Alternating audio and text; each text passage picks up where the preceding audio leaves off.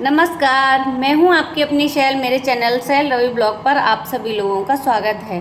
तो ये देखिए, मैं एक फिर से इंजेक्शन लेके आई हूँ। ये है मेरे पास एक एम्पुल, इसका नाम है ट्रामाडोल इंजेक्शन।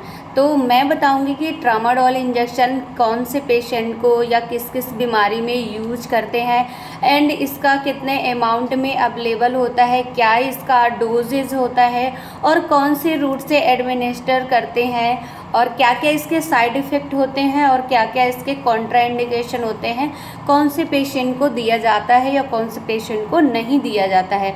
तो इस वीडियो में मैं सारा कुछ बताऊंगी। तो सबसे पहले बताती हूँ कि ये जो इंजेक्शन है ट्रामाडोल, तो इसका जो सॉल्ट होता है वो एनाल्जेसिक होता है।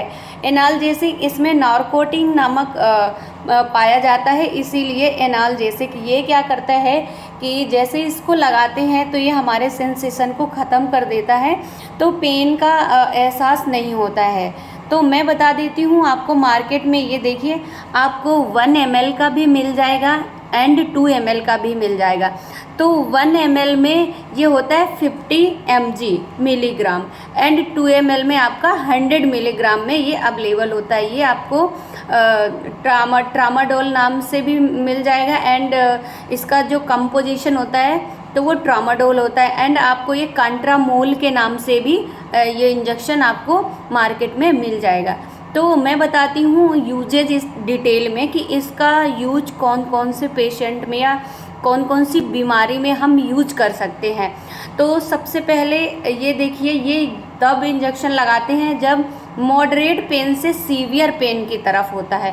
पेशेंट को मध्यम वर्ग से बहुत ज़्यादा मतलब कि तेज़ी वाला जब पेन होता है उस कंडीशन में हम इसको यूज करते हैं।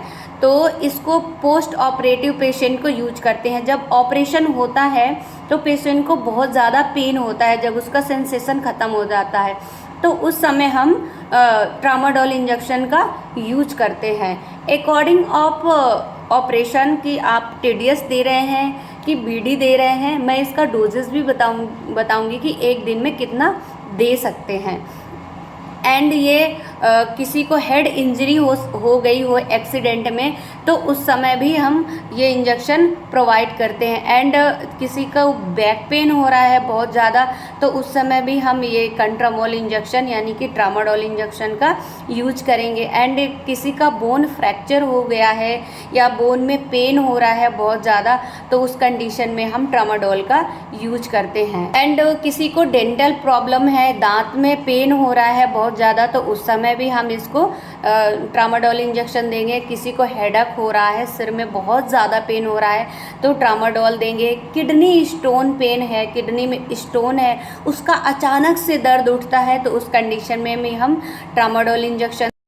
एंड जॉइंट में पेन हो रहा है, जैसे किसी के जोड़ों में दर्द होता है उस समय ट्रामाडोल का इंजेक्शन देते हैं। एंड यदि किसी पेशेंट को कैंसर का पेन है तो उस कंडीशन में भी हम ट्रामाडोल इंजेक्शन यूज करते हैं। तो ये बहुत सारे डिजीज़ में सीवियर पेन में यूज होने वाला इंजेक्शन होता है। एंड कभी कभी युवाओं में जैसे शीघ्र पतन जैसी बीमारी होती है तो उस समय जो युवा लोग होते हैं इसको कंटिन्यू लेते हैं 8 दिन 10 दिन 15 दिन, तो उस समय भी इसका यूज करते हैं, उसमें भी ये हेल्पफुल होता है।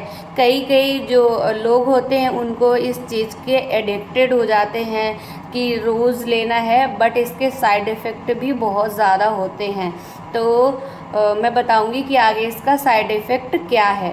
इनको झटके आ रहे हैं, यदि एपिलेप्सिक है और उसको कभी भी ये कंट्रामोल इंजेक्शन नहीं दिया है तो उस समय हम इस इंजेक्शन को उस पेशेंट को यूज नहीं करते हैं। एंड एल्कोहलिक पेशेंट है और इसके पहले कभी भी उसने ये इंजेक्शन नहीं लिया, ये ग्रुप ये ड्रग उसको सूट नहीं कर रहा है तो उसको भी ये इंजेक्शन नहीं लेना है। यदि किसी नारकोटिक ड्रग से कोई एलर्जिक रिएक्शन है तो उस समय भी हम उस पेशेंट को ये इंजेक्शन ट्रामाडोल नहीं देंगे। तो अब मैं बताऊंगी कि इसके साइड इफ़ेक्ट क्या क्या होते हैं।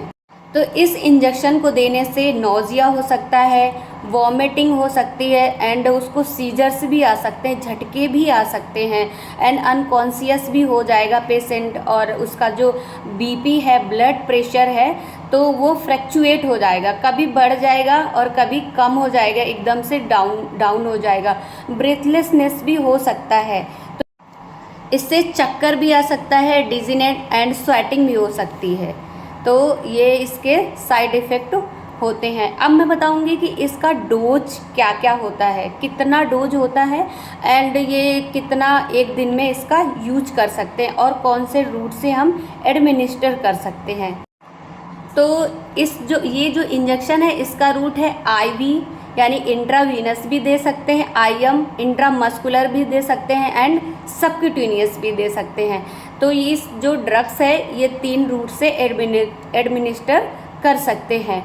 तो जब आईएम देना होता है, किसी भी एज के अनुसार हम इसका डोज डिसाइड करते हैं। जैसे 12 साल से 16 साल के बीच में यदि उसको डोज देना है तो वो 50 मिलीग्राम से 100 मिलीग्राम, यानी कि 50 से 100 तक 1 ml या 2 ml उसको देंगे, स्टेट में देंगे। यदि उसका पेन कम हो जाता है तो वहीं से इसकी डोज हम एंड कर देंगे, और यदि उसको ज़्यादा सीवियर पेन हो सकता है तो इसको 6-6 घंटे में हम रिपीट कर सकते हैं। तो एक दिन में इसकी 400 मिलीग्राम डोज से ज़्यादा नहीं होना चाहिए, वरना ये बहुत ज़्यादा डेंजरस इंजेक्शन भी होता है। तो आप लोगों को ये जानकारी कैसी लगी, मेक श्योर अच्छी लगी होगी, और इस मेरे ये जो वीडियो है इससे आप लोगों ने बहुत कुछ सीखा होगा। तो आई होप मैं आप लोगों के लिए ऐसे कुछ वीडियो लाती रहूँगी एंड आप लोगों का नॉलेज बढ़ाती रहूँगी। और मेरे वीडियो पे आप लोग यदि अभी नए हैं तो मेरे वीडियो को, चैनल को सब्सक्राइब कर लीजिएगा, मेरे वीडियो को लाइक कर दीजिएगा। मैं मिलूँगी आपको नेक्स्ट वीडियो में, तब तक के लिए बाय बाय फ्रेंड्स।